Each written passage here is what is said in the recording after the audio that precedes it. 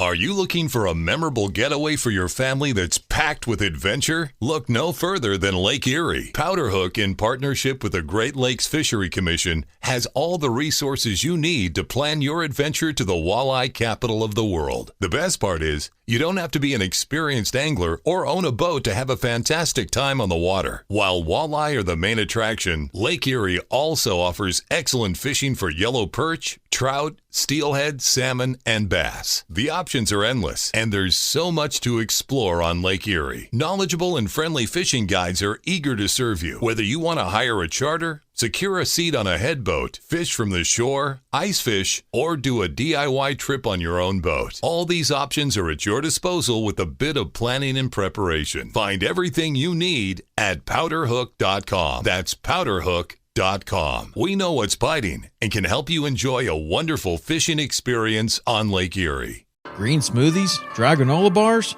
Breakfast shouldn't be this bland. Enjoy a real, flavorful breakfast again with Smithfield bacon, sausage, and anytime favorites, ham. Smithfield Hometown Original Bacon is made by bacon lovers for bacon lovers. Naturally hickory smoked, Smithfield bacon is full of rich and delicious flavor. Made with the highest quality cuts of hand-trimmed pork that are perfectly seasoned, Smithfield Hometown Original Sausage Links will have you drooling for breakfast. Stop hitting the snooze button. Make a breakfast worth waking for with Smithfield. For the love of meat. To learn how to make a meatier, tastier breakfast, check out smithfield.com.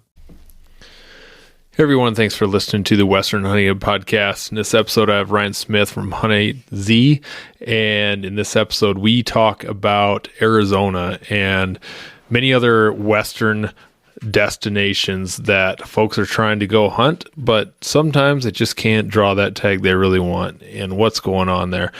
I know that's a continued conversation from last time. Ryan has a different take on this, as well as a lot on Arizona. That's a destination state for a lot of people. It's on my list to eventually go hunt there, as well as a few other states, and that's a common trend. Things we're seeing of people wanting to hunt multiple states in a year or in a span of 5 years. So enjoy this episode with Ryan, and thanks for listening.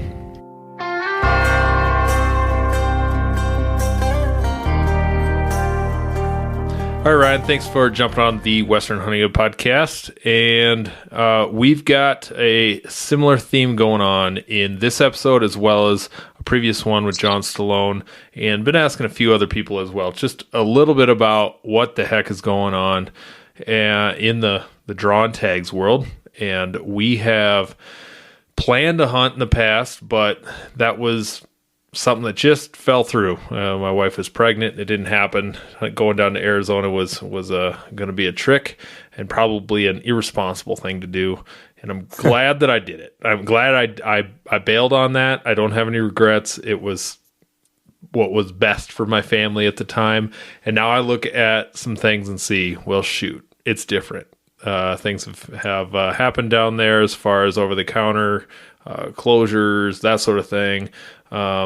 Big drought. Now all of a sudden a whole bunch of rain and lots of changes going on. So would you mind real quick introduce yourself again, and we'll go from there.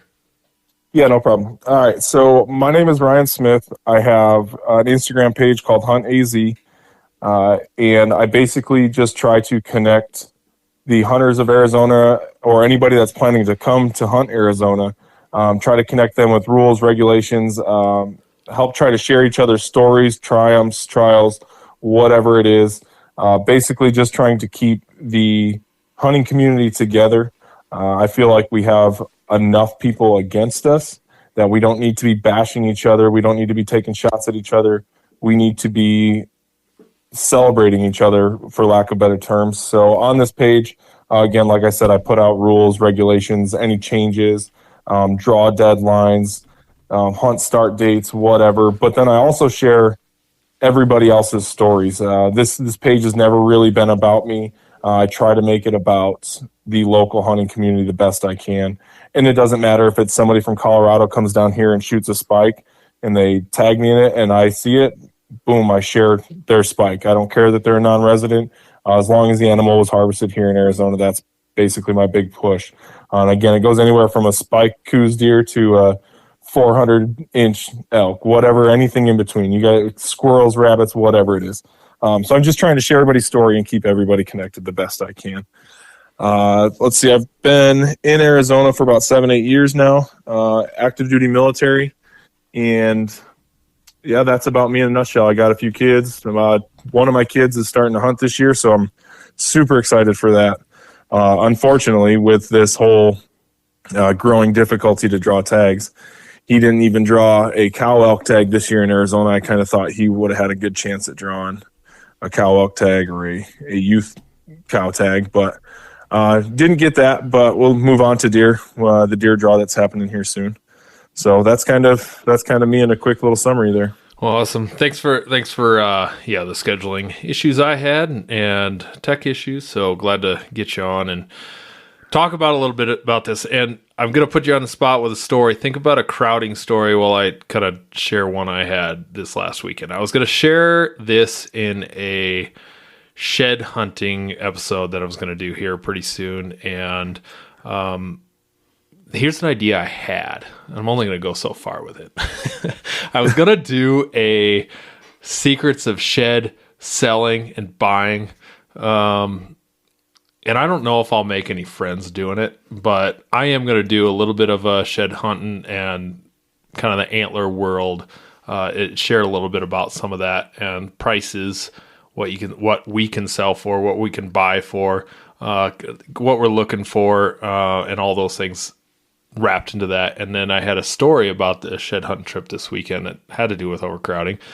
And my dad and I hiked into a spot that has kind of been my elk shed honey hole. And I know it's early April, it's a little early, but there's still plenty of bigger bulls that have dropped, and I wanted to get in there. I need to go for a hike. I loved early April. I got a 4-day weekend this week, so I said, why not? It's a great time to get out.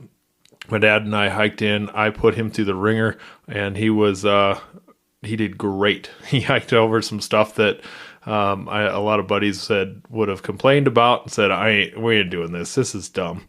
So he tagged along, and we went up and down some nasty things and camped the night. Did a little walk and found a little white shed of some kind of a little average mule deer. And then the next day we did a pretty big hike, and we found boot prints. And if anybody from the Midwest knows, Midwest, we know we just got hammered with a big old storm, and I was concerned about that messing up our stuff. So it wasn't even possible to be shed hunting 5 days ago, and we just did this shed hunt 2 days ago. There was just too much snow. It wasn't going to happen. So I got up there and I was like, there is boot prints up here. Someone was pushing the limits. You've got to be kidding me. Who's up here and how did they get in here?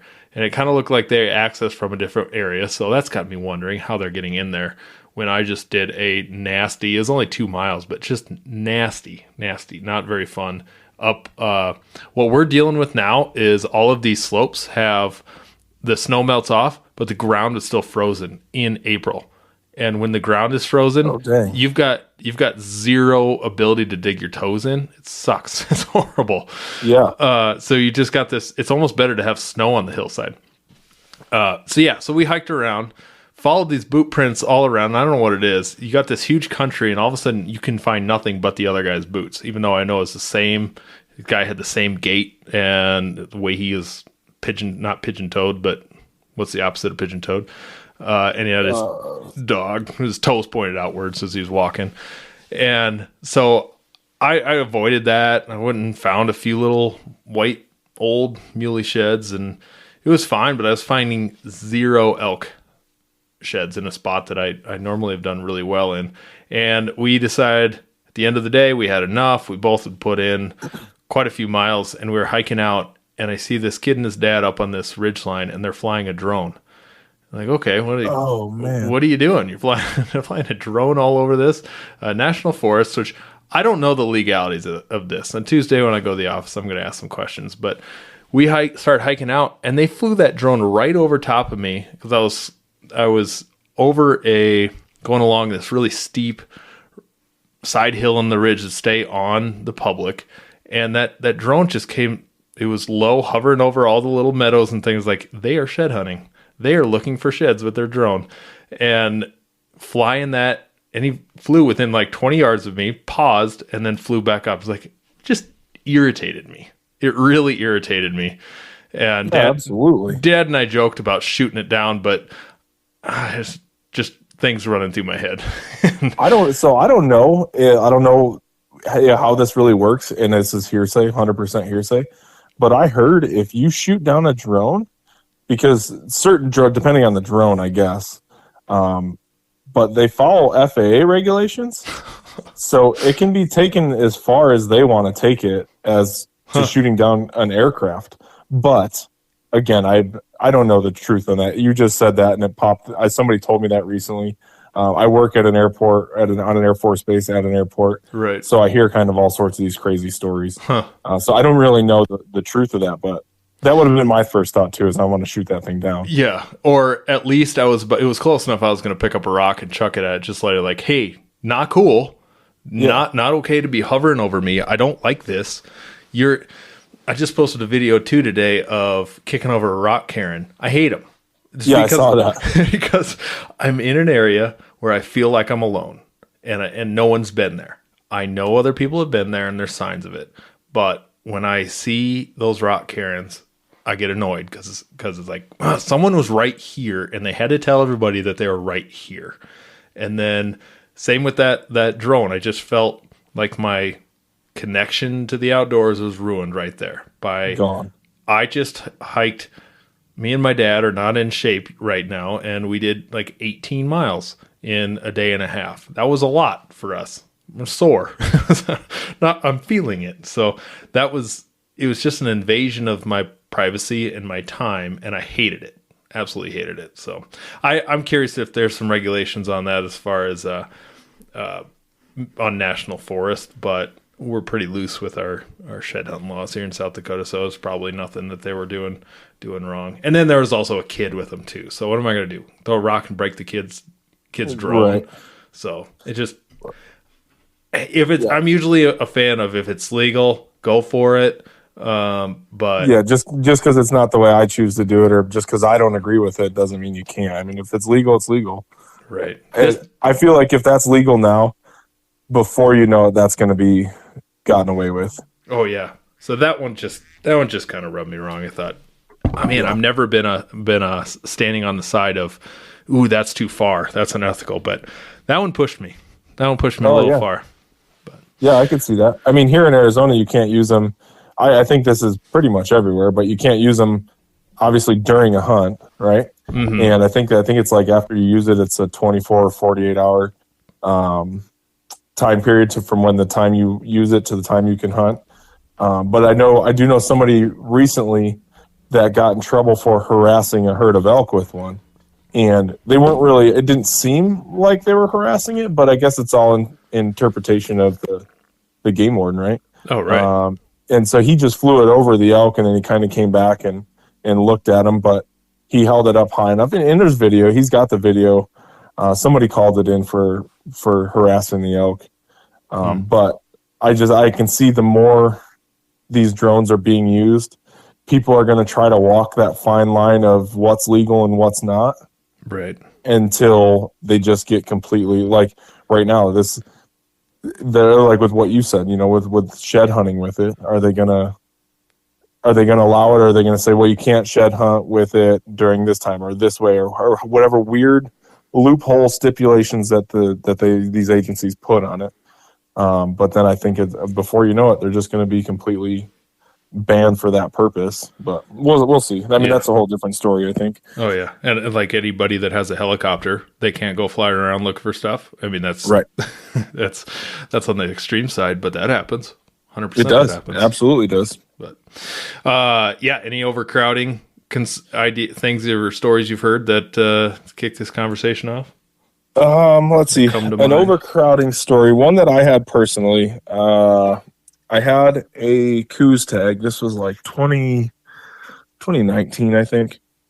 And we weren't hunting like a super exclusive area. Like, this is pretty popular area, to be honest with you. So I wasn't expecting a whole lot, but like my family was at camp, and so the 3 or 4 of us that were hunting, we kind of went out. In every spot we were like, we're going to go here and glass here, and everywhere we went there was a vehicle, which is honestly pretty typical for this area. But it's like a race to see who gets there first. Well, so then we go up and around, and there's this big like loop, I guess, that goes up through the mountainside. Maybe I think it's like 11 miles. Everywhere we want to go, there's somebody there. So we stop one spot, we're glassing, and we find a few small bucks, and this side-by-side comes and parks right next to us. And I'm talking like 20, 30 yards away. And I guess I'll admit that I was in the wrong here. I just like laid into this dude because I was so pissed. Everywhere I went, there was a truck or a side-by-side or multiple vehicles. And so then this guy parks next to me. We finally find somewhere to glass. This guy parks here. And I just laid into this dude. I'm like, how the hell can you come and park next to somebody? Like, how do you have that mentality that you can just sit next to somebody else and glass the same hill they are? To me, it just doesn't make sense. Some people that makes sense, and some people that's fine. But to me personally, move on. It's because you did that. You gave the other people that courtesy of, you saw them and like, all right, moving on. And then when someone didn't return that courtesy, I've been there. Yeah. And so it's 100% public land. This is all state trust, whatever, hunt it. I laid into this guy for like 2 or 3 minutes. And then he's like, oh, hey man, I'm sorry to tell you, but we're going the complete opposite. He was just parking there. I thought he was going to get out and park and glass. So anyways, I've ripped this guy up and down. I probably had some choice words. And then he just like turned around and walked up the other hill. And he goes, you see that hill back there? We're going there. He had a mile hike to get to where he wanted to glass from. So first off, there's, I guess, lesson number 1. People like, just talk to somebody before you lay into them. Try to have a conversation. Try to be civil. That was 100% my fault. It didn't need to go that way. But anyway, so now I'm all pissed off even more. And we decided, let's go back to camp and let's just go eat lunch, whatever. So we start working our way out or towards this other spot. And we're like, let's just pull off here. We'll glass real quick. And to our surprise, nobody was there.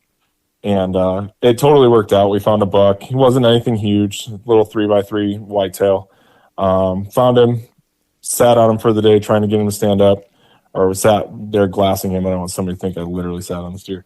Anyways, so we sat there, watched him for a couple hours. He finally stood up. We shot him, carried him down the hill. Kids got to be a part of it. So it was super cool. It ended up working out in the end, this overcrowding issue.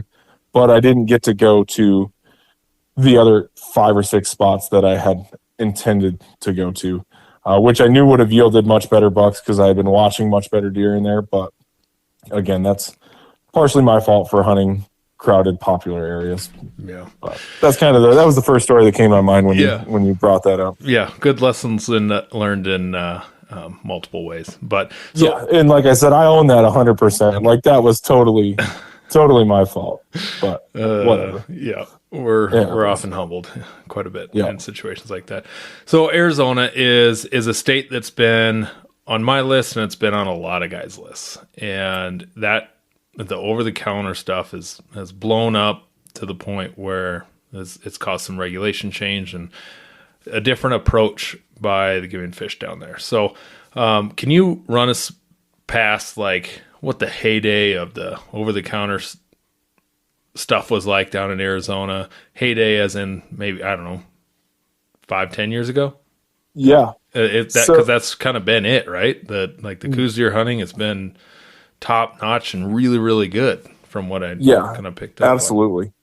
It was. And you know what? I'm seeing a lot more deer, a lot of big deer still being killed. People are finding different ways to hunt them. People are leaving those crowded areas. I mean, you still get your DIY or your weekend DIY guys or your truck hunters, road hunters, whatever you want to call them, that are still going to hunt these popular areas and still hunt these deer. But I've been seeing a lot of quality bucks still killed. But to go back, the over-the-counter thing used to be awesome because you had the ability to apply for your tags, and if you didn't get drawn, then you just bank on that over-the-counter deer tag, and you go hunt August, September, and December archery deer. And it was basically any antlered deer, mule deer or coos deer, depending on the unit, what the unit allowed. But you had the opportunity to build points and draw or apply for premier units. And then when you don't get drawn, you just still got a good hunt. You fall back on a good archery hunt. Yeah. And the way Arizona works is no matter what, you have a chance to draw any tag you apply for. It might be a very slim 0.01% chance, but the chance is there, and those chances happen. So a lot of people used to sit. So there's a couple ways they would handle this. They would sit on those points and sit there and okay, I'm going to put in for the strip. Well, I know I don't have a high chance, but there's a chance. Well, you don't get it. Well, then you fall back on your archery tags. We also we still do have this system. There's leftover tags. And so people would apply for the crazy hunts, the low draw odds. They wouldn't get them. And then 2 weeks later, a list of leftover tags come out. And I remember back in 8-10 years ago, that these lists would come out. And there was a few units that would have multiple hundred, 200, 300, 400 leftover coos deer tags. So it was like, you just apply for whatever hunt you want, you don't get it, and then they would 2 weeks after the draw happens on this Monday, we're accepting leftover tag applications. So you would apply for I'm trying not to like blow things up for people, because you know how that goes on social media, and you're saying unit names. Here, you know what? Let's use unit 14. Arizona doesn't have a unit 14, so we're going with that. Let's say you apply for your deer tag over here, and then you look and see on the leftover list, unit 14 has 200 leftover coos deer tags. First come, first serve. You can either mail them in, or you can go down to Game and Fish on that day, and if the tags are available, you just grab one and go. Mm-hmm. And it was awesome, because my first few coos deer tags, I was building points for a late December rifle hunt where I wanted to hunt kind of pre-rutting coos with a rifle, and I would apply, and then didn't get it. But I would go pick up an early November leftover tag for a unit 14, wherever, whatever. And it was awesome, because I was just killing coos every year and not burning my bonus points. So you'd have opportunity. And that's the thing that guys are struggling with now, that they're used to the old, this is like every state now, really. They're used to what their system was of, I'd always hunt this. And then having to add some strategery, which we can talk about later, but having to have a plan that is not just your regular, I know I'm going to draw this tag, I'm always going to have this fallback on, which that sounds like a great opportunity. And as a resident, is that still pretty doable to be getting that kind of thing, or is it? I wouldn't say it's like pretty doable. It's definitely not as doable as it was 10 years ago. But it's doable. I mean, those opportunities still there. I remember the first year I ever did it, I applied for my coos tag, didn't get it, and then went into the leftover. And when the leftover list came out, there was a muzzleloader hunt that had 300 tags straight at the time of the draw, had 300 tags. Then when the leftover list came out, there was 285 leftover tags. So there was only 15 of those tags drawn. So I just put in for that and I drew it. And then that was like our fallback. We know that muzzy hunt's going to be there, so we just did it.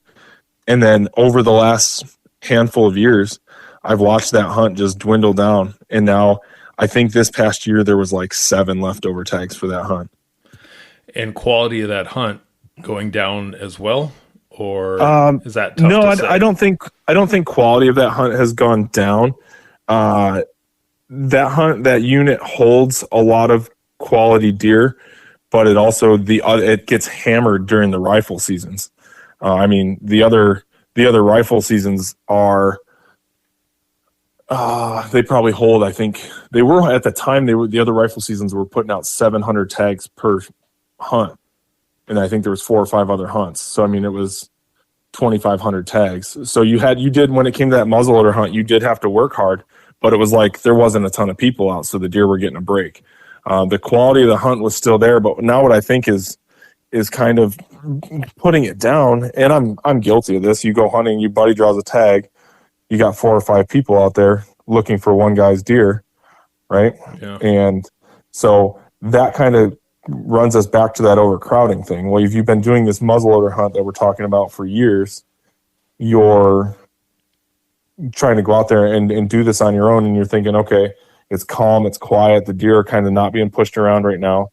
But then everywhere you go, there's a truck, and it's because this guy's got a tag and they're trying to put a guy on this hill, and this hill. I'm guilty of that. I've done it. I've done it for elk and I've done it for deer. I've been a part of those groups. Whatever. How fun would that be? I mean, I've heard it's the same thing that happens in Northwest Colorado with the Unit 2, 201, Unit 10, those elk tags in there. Those are, and we're not blowing up any unit. If you draw that, good for you. That's a 20 plus, 30 plus unit. And there's, I've shed hunted in those areas, and it's kind of crazy to see. You find the little pocket and you can't look 25 yards without seeing a elk rub. Just there's so many bulls in those areas, but yet you got a guy on every ridge looking down, looking for your buddy's bull. It still adds to some of that pressure. So, because I know if my buddy draws one of those tags, like, I'd sure like to go. That'd be a lot of fun. and I mean, that's kind of how we, like, a lot of us get through the hunting season. You know, you're going multiple years without drawing a tag. So I think this year was year 10 for me for not drawing an elk tag in Arizona. And if I'm not going on other people's hunts, how the hell am I going to get any experience elk hunting? And I'm not just saying this for me. I mean, I've been on a ton of elk hunts. I go to other states and whatnot. But as a DIY guy that doesn't travel across to other states to go hunt elk, but he is also drawing one tag every 10 years. How is he going to get any better at elk hunting? How is he going to get any exposure to it? How is he going to be a part of it? Your buddy draws a tag and you go help him. That's what it is. We all do it. Yeah, absolutely. But the other thing, so with that muzzy hunt, the other thing that I think brought the popularity to that tag was, maybe not to that tag, but to muzzleloader hunting coos deer in general, or animals across the West, is the efficiency of a muzzleloader now. Think about 10 years ago, you know, muzzleloaders were starting to get to where they're shooting long distances. But now I see guys that are shooting 5 to 1,000 yards with a muzzleloader. The hell are you talking? Like, that's a rifle to me. It's a single shot rifle. What can you guys have for muzzleloaders there? You're talking like optics wise? Like, can you have optics, scopes and all? Yeah. You have to load from the muzzle, or you can load from the breech, or? I don't know. I'm not 100% on the muzzle or breech load. But yes, you can have a scope. It's not primitive sights or anything like that. Yeah. So you can have a scoped gun. Muzzleloader I shot a coos with. I actually shot my first one with a muzzleloader. I shot this thing at like 300 yards with a muzzleloader, and crazy. Yeah. And I mean, I think I definitely stretched the legs on that muzzleloader a little bit. There was a little bit of luck in there with it as well, but the deer died. I mean, he died instantly. It wasn't like I poorly placed shot. It just went perfect. But those Nebraska guys know their muzzleloaders too, and know what can push the limits. I had a kid I hired that he showed me his Remington 700 muzzleloader. That thing, I mean, it's a bolt action muzzleloader. And you load it from the breech. I guess you call that the breech. It's not even really the breech. I think it's from the side, just like you would a rifle. And that thing puts more than a 3x9 on it. Put a 4x12 or whatever you want on the thing, and that thing is good to 300 plus. That's crazy. I have a friend here in Arizona, and he custom builds muzzleloaders and rifles, and when I drew that tag, he was offering to let me borrow that gun to go do it. And I'd be 100% honest with you. I would have done it had we been able to link up. He lives a couple hours away. Had we been able to link up, I for sure would have got an 800-yard gun. Oh, yeah. But, I mean, again, that goes back to the conversation we had at the beginning of this. You know, if it's legal, it's legal. I can't, you know, people might be against that, but it's legal. So, yeah. Anyways, that's another. In Colorado, if you had a scoped, and I do know Vortex makes a no magnification scope. I don't know if that benefits you at all, other than not being able to read like a fiber optics or a just your typical open sight. But nope, that wouldn't even work. That works in South Dakota, I believe. Yeah, you can have that scope with no magnification. But in Colorado, it's just if you got to hunt the elk rut, because they always get like the second week of September. Second week, it's rough. I don't ever remember where it's at, but second, it might be second and a half. It always, yeah. You're talking the Colorado muzzy hunt? Yeah. But it always falls right in the middle of that archery season. And it's perfect for hitting that rut. Like, yeah, prime time, you're out there running around with a gun.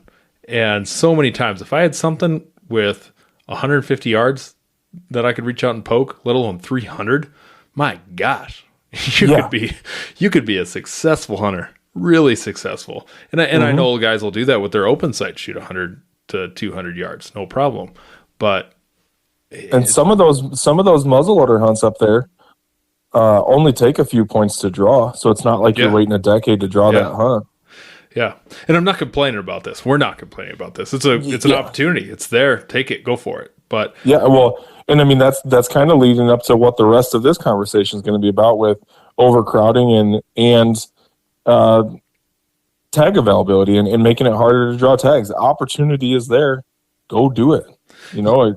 Yeah. So looking at now in Arizona, I know a lot of those unit closures and things for the over-the-counter makes it kind of hard for a guy to plan a hunt. If you had a plan, you buy your over-the-counter tag, and then based on quota, it closes for mule deer or Coues deer. I don't know. You're going to have to fill me in on some of this to know how that all those closures were happening. Were they drought focused? Were they just new management focused? What's going on there currently with those over-the-counter units that get closed off? So the idea behind it was a management focus, so they say. I'll leave it at that. There's a lot of speculation behind, was it money driven? Was it management driven? But I mean, that's anytime agencies make decisions, I guess. It's a biologist reasoning. Talking to a biologist is... Yeah. So we'll go on the leg of it was a management thing. They were basing their tag allocations for the deer, the over-the-counter deer hunting, archery deer hunting in Arizona. They were basing their tag allocations off of a buck to doe ratio of what they were seeing from the previous year, of doing aerial surveys, from my understanding, and ground surveys. So just surveys in general. But they were taking, some units you would see would have 40 mule deer quota, and other units would have 5. In like one of the units that I think had 5, I hunt that unit frequently, and I'm like, there's mule deer everywhere. But and how so they come up with 5? Exactly, and I don't know, but it made it difficult to plan hunts. Fortunately for myself, I live here in Tucson, so I live within an easy hour to an hour and a half drive of many units. And so if I had a plan to go to this one and it was closed or going to close down this weekend, okay, it's easy for me to go somewhere else. But let's say you're coming here from South Dakota and you and I want to go hunt this unit. Well, if a limit hits, we have until Wednesday to hunt that unit. So that's why if you look at the Arizona harvest reports, if a quota was 5, well, when the unit closed, there was 10 killed. Well, that's because they can't just say, okay, it closes tomorrow, because some people might be out of cell phone service or not be able to see, get that information readily available to them or updated regularly. So they give you that grace period. They post it today, and now this is good today being Monday, and now this unit closes Wednesday. So that's how the closures were working. And they do the same thing for Bear, which is kind of nice. So you get that little bit of buffer, and then once sundown on that Wednesday happens, that unit's closed. So that helps. That helps a lot. Instead of a 12-hour change of plans or 24-hour change of plans, you've got a few days to work with. Yeah, but I guess where it becomes kind of a pain in the neck is you think of, say you've been coming down to Arizona for 5 years, hunting the same area, you've been successful over and over and over and over again. Well, then you're here for 3 days and the unit closes and you weren't able to harvest, but your hunt is planned for another 10 days.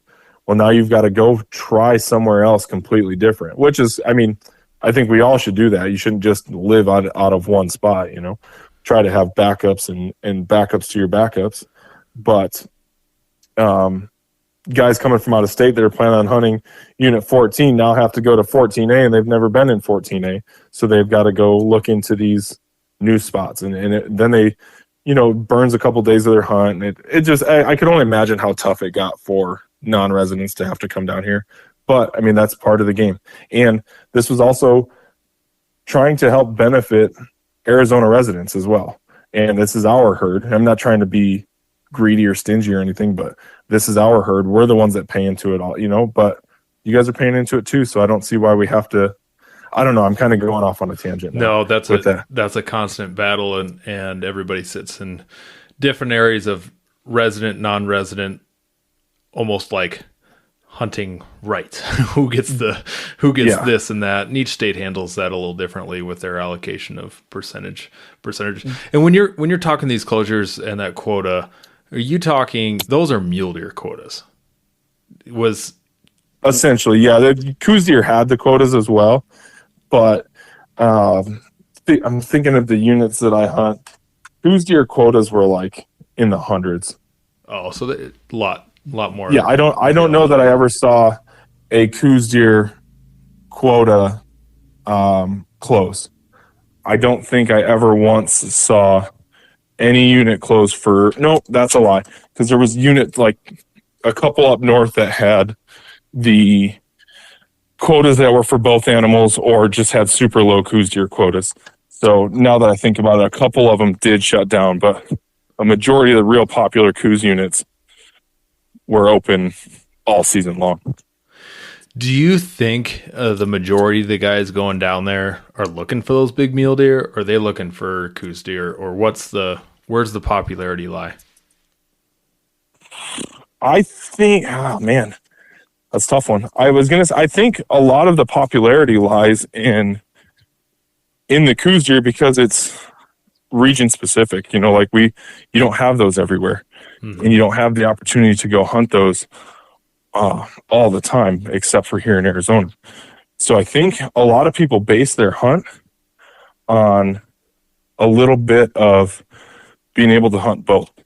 You know, they're going to come down and go, okay, well, I'm going to come down and hunt Coues, but if I see a 160 muley and it's still open, I'm going for it. Kind of mentality. It's the same conversation you and I had. Yeah, right. Oh, yeah, exactly. When we were planning on you coming down, huh? Yeah, same conversation. Yeah. Because the Coues deer is not the reason why I'd come.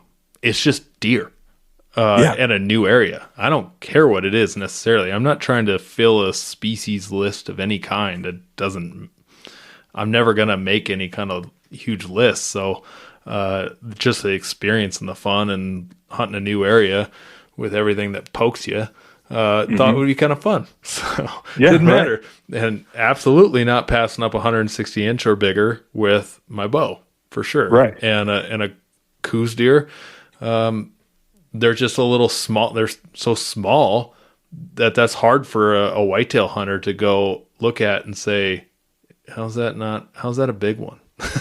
Right. But once you learn more about it, you can get that respect for them, and through the picture text and things you and I've shared back and forth, have learned what is a respectable Coues deer, and I would have no problem shooting shooting one of those that would be what we would consider a 1.5 year little dink, but you'd consider that a stud Coues deer.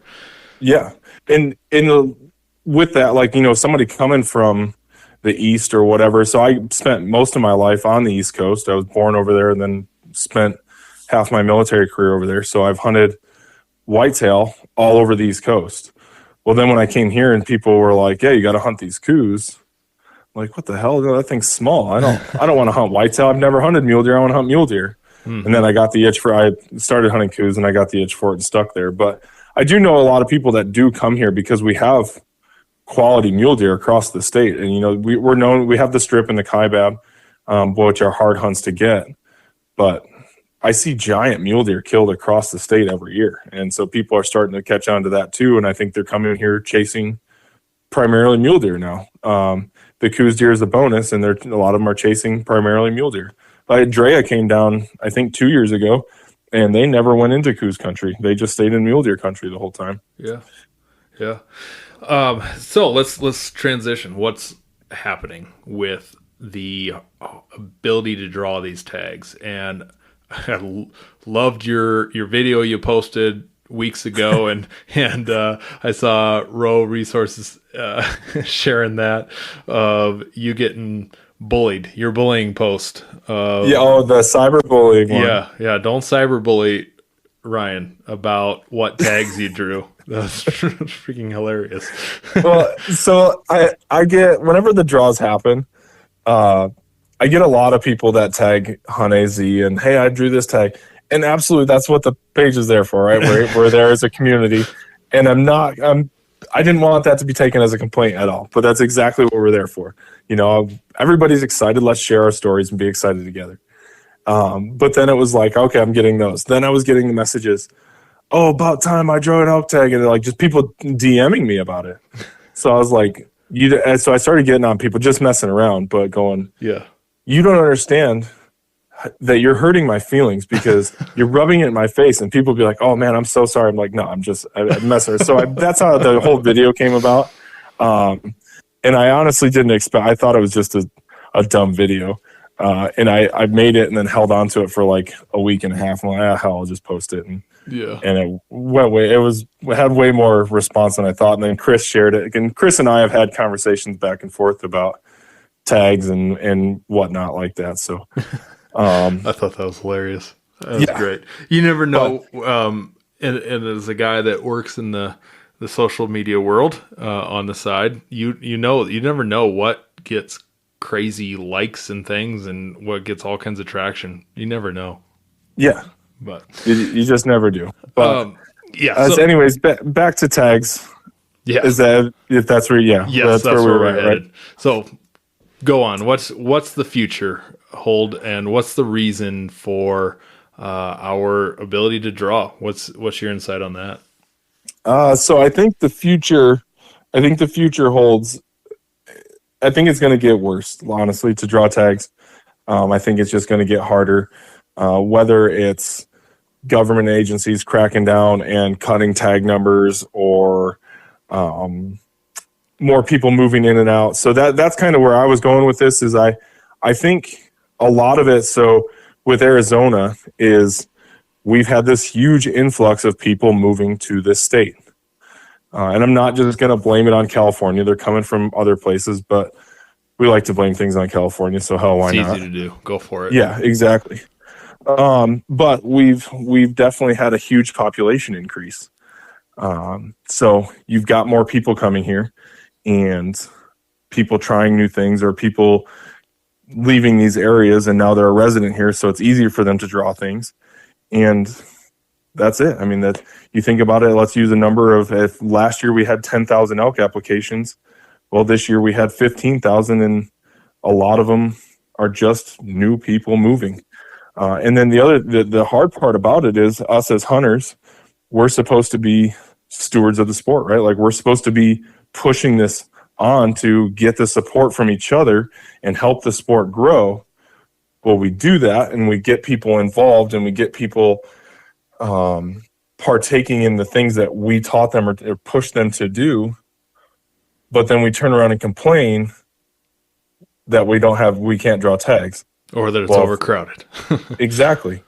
Right. So that's kind of where my thoughts are on the growing popularity of hunting and the lack of availability for tags. I don't know that it's a lack of availability. I think it's just a growing sport and people trying new things and people getting into it. Hopefully it's kids. I mean, hopefully we're getting a lot more kids into it. That's what I'd like to do. I want to try to get more kids into it. But I can think of 5 or 6 people that have never hunted before.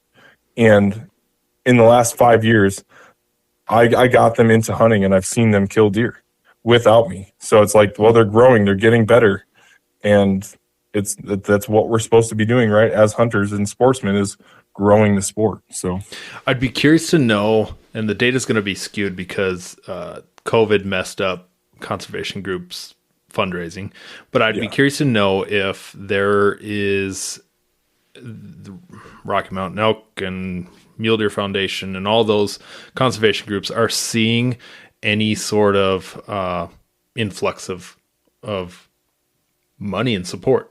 If we have so many more people, if we have more people joining the sport, I know it's not everywhere. It's localized here and there. Let's say South Dakota is one, Arizona is one, Colorado is one. Are we getting a little bit more support out there financially in those groups? Are they, and the data is skewed because I know all those banquets were either canceled or, and then 2021 was a rebound year. Those banquets were weekly attended, or they had restrictions on them and all. Yeah, they're just not there. And I'm on our Mule Deer Foundation board here in this local chapter, and we just had a little Gunapalooza, they call them. It's not a full banquet. It's just 2 hours of come, get a drink, and put your money into some buckets. Buy some tickets, put them in a bucket, win some guns, out the door you go. Just a simple little thing. And we made money before the first people walked in the door. Just the pre-sales alone. It's like, well, we did better than we thought there. And this is a rebuilding chapter. It's one that doesn't even have like outstanding attendance and membership. It's rebuilding. So it's just a thought. I didn't know. No, I think that's a good thought. I never thought of that. Is the growing population also being productive members of the community as well? I think I think that's a good way to put it. So last year I had a booth, or I partnered up with one of the local archery shops here and had a booth with him at an SCI banquet here in Tucson. And it was the busiest I'd ever seen it. Like, the place was packed and they weren't sure if we were going to have enough room for all the people. And they're talking about how much it's grown. I talked with Arizona Elk Society, and they actually had to. I just did an event up in Phoenix with John Stallone, a bunch of other conservation groups here in Arizona, hunting groups and all that. And it was like a display at the Capitol. But I was talking to a guy from Arizona Elk Society, and he said that their banquet had grown so big that they basically had to cut it down and do a pre-sale to members only before they opened it up to general public. And they were just about selling out of tickets before that even happened. So those are growing. There's another one that I do with Outdoor Experience for All. They help disabled kids and disabled veterans get into the hunting world and get them out to hunt. And the first year I went, I think there was 600 people there. Then last year there was a little over 800 people. And then this year they had to move to a bigger venue. And I think there are a little over 1,000 people attending this thing. So, I mean, they're from what I'm hearing, they're growing. I don't know statistics and actual numbers on it, but from what I'm hearing, these organizations are growing and getting more money. Yeah, and if there's a lesson to be learned in any of this, instead of complaining and whining about what it used to be, what it is now, getting involved in those is a really good takeaway. Whether that's you just show up to a banquet. I know we all get flooded with RMEF banquet chapters because they are doing pretty well. They seem to be doing pretty well. And we get banquet invites all over the place, but they're a really fun thing to do. My wife is not a hunter, but she loves going to banquets as long as she doesn't have to watch the kids at the same time. And we get to go and just have a drink and she'll laugh about me putting my name down on a silent auction thing, or how I get a little selfish about where the tickets go. But she and I have a good time with that, and we've gone with some friends in the past, and that makes it a really good time when you got a group of people and you go and you get your receipt at the end of the year, and there's your donation tax write-off for charitable contributions. So there's all kinds of benefits to that, of giving some money to do some things for wildlife. And I'm sure a lot of places around you, those guzzlers were not footed by the funding of that, was not footed by necessarily just the state agency, but I bet they were by the Sheep Foundation or something like that. I mean, that's a perfect example. The Arizona Desert Bighorn Sheep Society, they do a fundraiser banquet every year. And I actually haven't been able to make it to one of those yet, but they do really well. And then this time of year, just before it gets hot, Eric, the guy that runs it all, he's sending me flyers for volunteers needed, because they're taking that money and they're putting in new guzzlers in sheep country to help get these sheep water to make it through the summer. And a lot of it, I've seen some of them. I have hunted near them, whatever. A lot of them are benefiting the javelina and the mule deer as well. So it's going across the board. But to get back to your point, yes, that's not coming from the state agencies. That's coming from these small agencies that we can pour our passion and time and money into to help make a difference. Sure. And so it is really banquet season, now till season begins. So look around for those, whatever thing you want to jump into. Look at their bylaws, look at their site, and see kind of what they're about. And I've done that over and over again with various things of wanting to, even trapping's important to me. So I like to be a trapping association member, and elk are important to me, so Rocky Mountain elk. But mule deer is one of those that I was like, man, I'd love to. That's, I think, where I could see myself getting involved.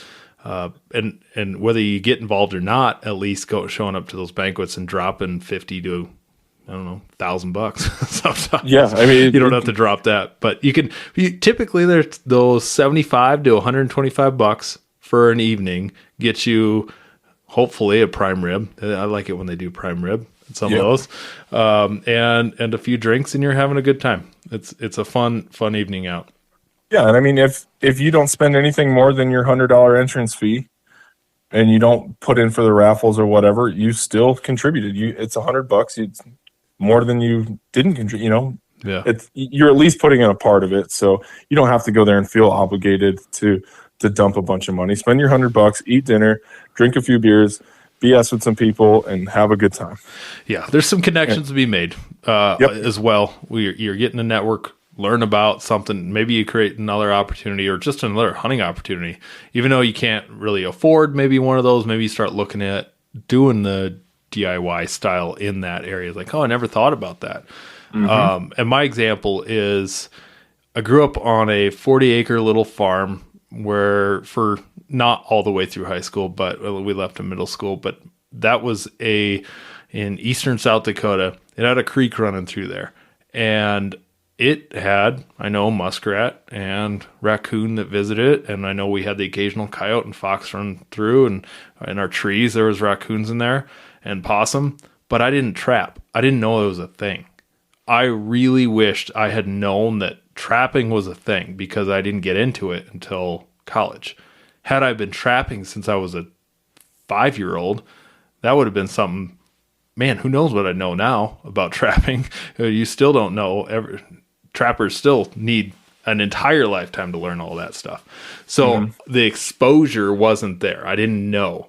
Now I am seeing more exposure by listening to podcasts, by chatting with folks like yourself, and getting encouraged to go try new things. And just in the last 3 years, I have added 2 other states that I have added to, like, full-on planned and completed hunts, or going to complete hunts, and probably 3 or 4 other states just buying preference points in.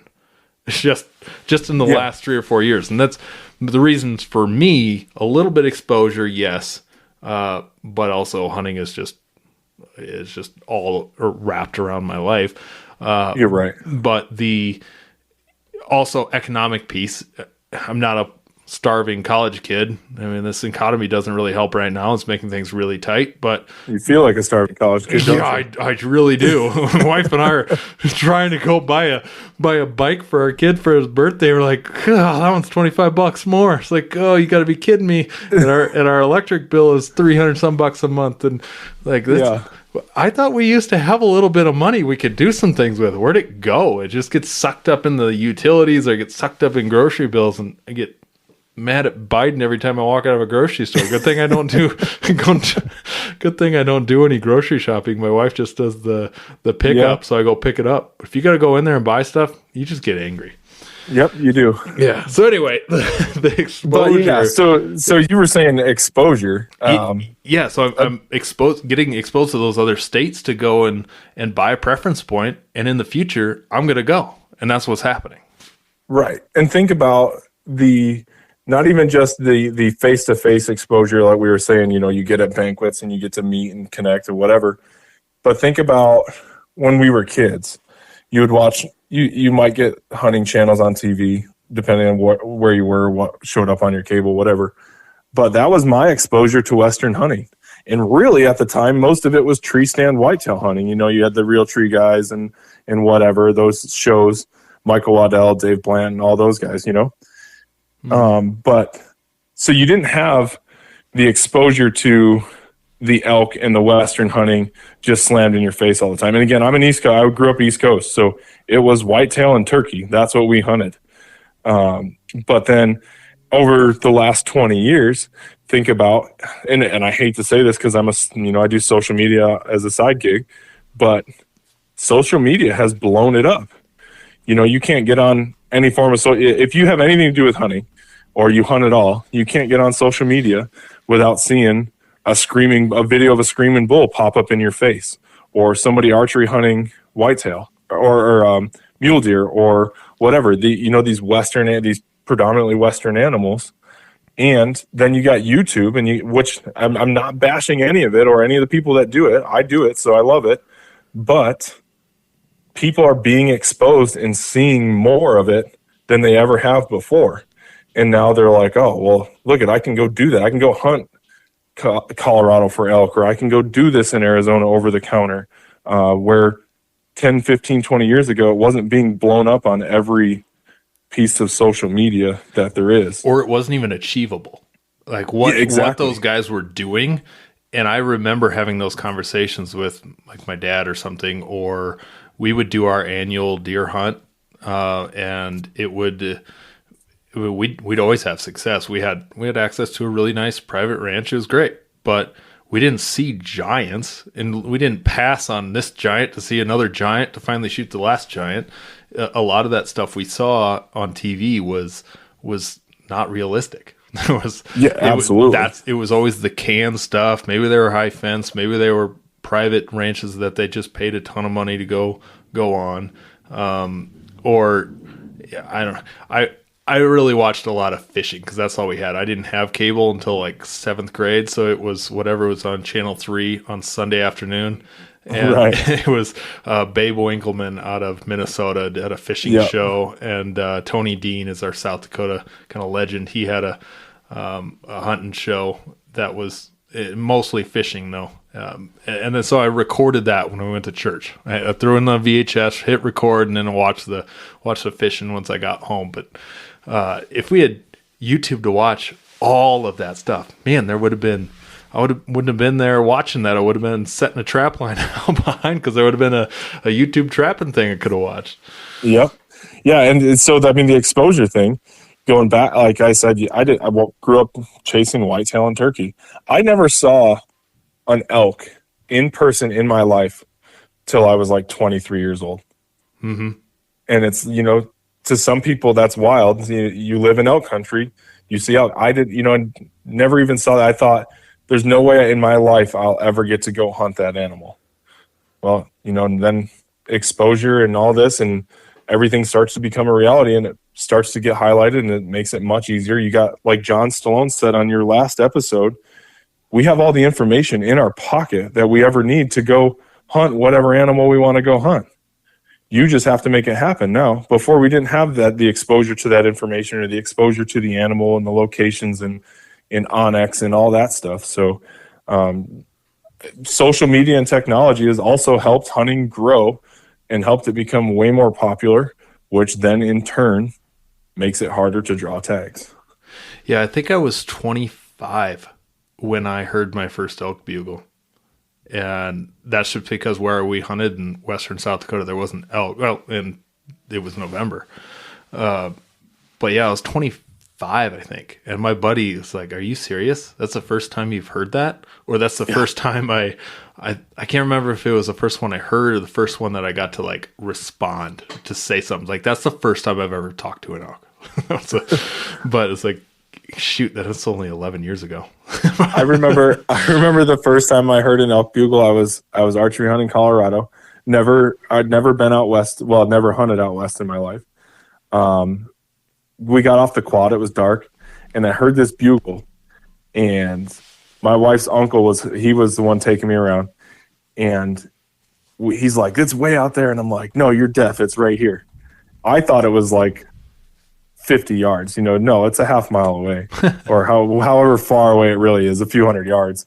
And I knocked an arrow, and I'm like waiting. He goes, "Put your arrow away. You got a ton of time. We got to hike way over there. Then we got to call it in. We got to do this." And I'm like, "No, he's right here."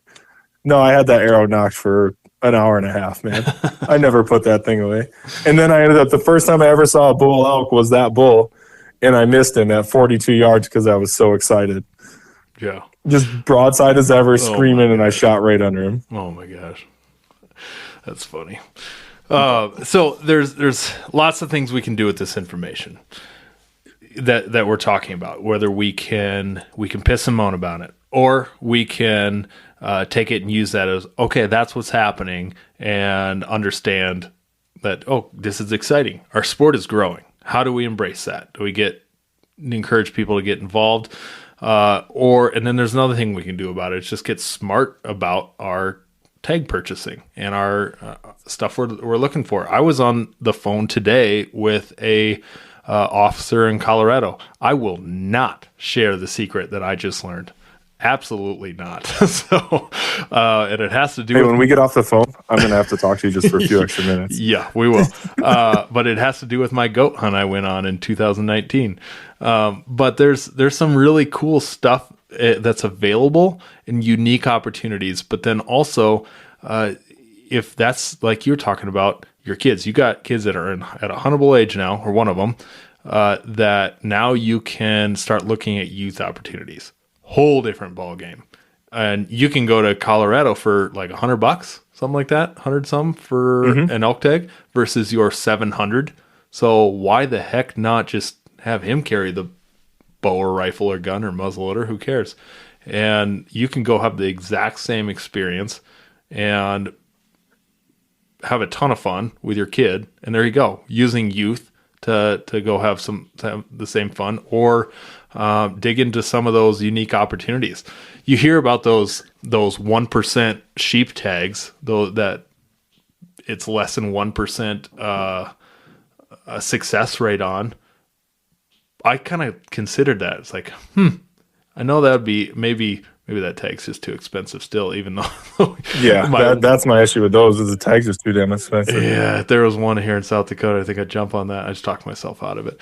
But I think there's still like $1,200, $2,500, I don't know, something ridiculous. But there's an opportunity. If you want to go sheep hunting, you can go do it. And that's what a lot of it comes down to. We were talking about that video I made about me not getting an elk tag and being bullied and whatever.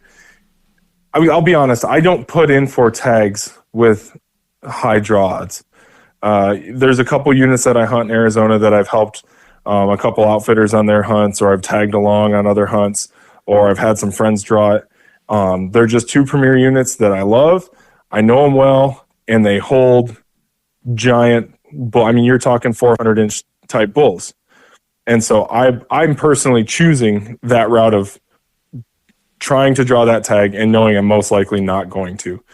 So when I sit here and complain that I'm not getting drawn, I do want people to know most of it is my own damn fault. There are plenty of units that I have enough points that I could go draw elk tags.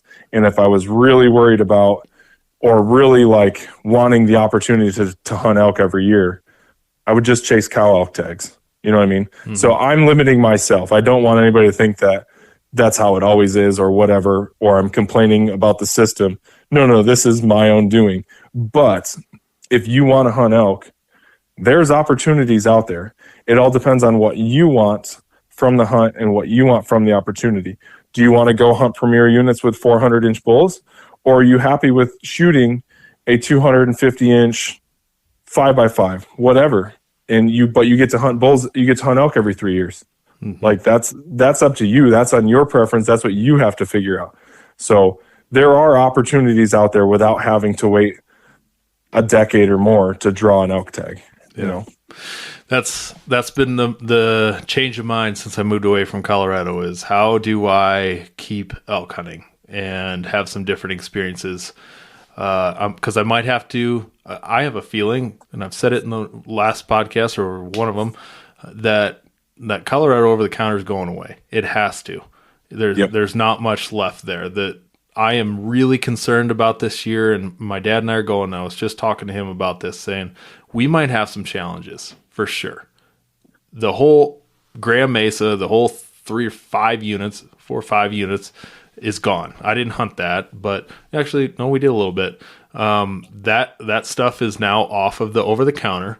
You can still hunt that, but people aren't going to necessarily know that aren't educated, and they don't look ahead. So they're going to show up thinking, I've been hunting Unit 42 for 15 years. And they're going to show up and realize, oh, crap, not going to happen.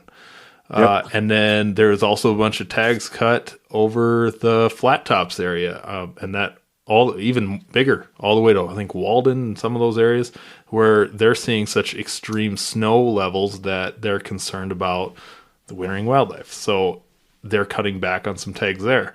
If that's something that goes away, then where are these hunters going to go? Wherever I'm at. and the rest of those other over-the-counter units. And it just keeps shrinking and shrinking and shrinking. And the whole southwest part of Colorado, that whole area, there's like no over-the-counter down there. Yeah, I used to hunt that southwest, south central part, and it used to all be over-the-counter, and now it's all draw. Yeah. And you look at Montana. So this is something that I started digging into, and one of the states I added.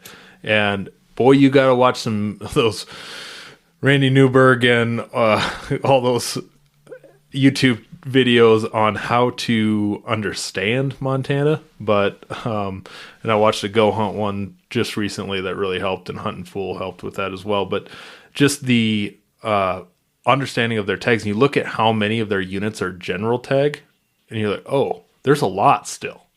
So it's those general over the counter, or I know Utah does general, or any of those. If a state's going to do general or over the counter, they got to do it so it's the whole state, or almost. You got to still have your trophy units. That's totally fine. But you got to have a lot of area. But if you get rid of all that, it doesn't work. It's just going to have the overcrowding and have that experience that's just not whole lot of fun. Yeah. And we mentioned Drea just a little bit ago. She just posted a YouTube video that Ridge Patrol put out, and they said they got to a trailhead with 17 vehicles in it. Like, oh my gosh. Yeah. Well, so, I mean, going full circle back to where we started this with the overcrowding, and then going into the Arizona over-the-counter tags, that became a huge issue this year as we had the quota implemented. Unit whatever shuts down, well, where's everybody going to go? They're going to go to the next closest spot, the next closest unit. Right. Well, then you get there, and there's units there's areas that I've hunted where I see, maybe 3 or 4 vehicles, the length of the hunt, and it's always the same 3 or 4 throughout the area. But then it was like every day, new vehicles coming through, new hunters everywhere, and it was just complete overcrowding because they're shutting something down. Everybody's going to move to go do something else somewhere else. But I couldn't believe going to a trailhead and having 17 vehicles. I would just turn around and have to go back. I know. I'm going to have plan A through Z. So far, I've got plan A through B, maybe C. I got a lot of planning to do for this hunt for Dad and I, but it'll still be fun. We have We have a good time, and it's chasing elk, so you can't beat that. Yeah. So, well, I guess our takeaways really for me are in this whole conversation, not just this one, but this conversation I've had over the last even 6 months has been to really think about what my tags are and how I'm going to be smarter about it. And then I really want to keep encouraging. That's another thing I'm going to push even more after this conversation is pushing folks to make sure they're giving back to those conservation groups. Just to, if you are new and you're wanting to have more opportunity, well, Rocky Mountain elk and mule deer and whatever, foundation, sheep, whatever you want, those got to have some support. So those I think are my main takeaways. Yep. You can't just pull from the system. You got to add to it, Exactly. Yeah. I mean, I guess my takeaway is if you're finding it to where you're not able to get the tags, just do your research, dig into it, and find where opportunity can be had. Find a way to change your system, find a way to change your mentality, and go get the opportunities. They may not be the trophy opportunities, but you're hunting elk, you're hunting deer, you're getting into the general opportunities that are going to get you experience, going to get you time in the woods. And that's about all I got for that one. So yeah, couldn't agree more. Real quick, again, if you want to see what's going on in Arizona and see some monster bucks and bulls and all kinds of whatever you got for big squirrels down there, follow Hunt AZ on Instagram and go get some. What I didn't know is how much you guys are doing with apparel. So go and check that out. And anything else you want to plug with that? No, man, that's about it. I really appreciate the shout out there. I appreciate you having me. You bet. All right. Well, thanks, Ryan. Appreciate you. Yeah, thanks, Clint. Yep. But it ain't my ground. This is God's country. Watch Primo's Truth About Hunting, Saturdays at 8 p.m. Eastern as they chase turkey, elk, deer, waterfowl, and predators all over North America. Right there, what you call a limb hanger. Now on Waypoint TV, the destination for outdoor entertainment.